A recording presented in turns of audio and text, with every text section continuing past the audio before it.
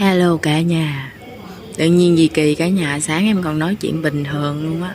Giấc này nó khang tiếng ho, khang tiếng ho, muốn tắt tiếng luôn rồi, không nói chuyện được.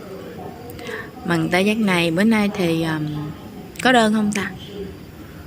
Hình như cũng có, hình như lấy gai 1-2 đơn bình thường ở ngoài chợ nhà hả cả nhà. Ế nữa rồi. Sao kể gì vậy? Một năm chờ có cuối năm thôi mà sao ế nữa vậy?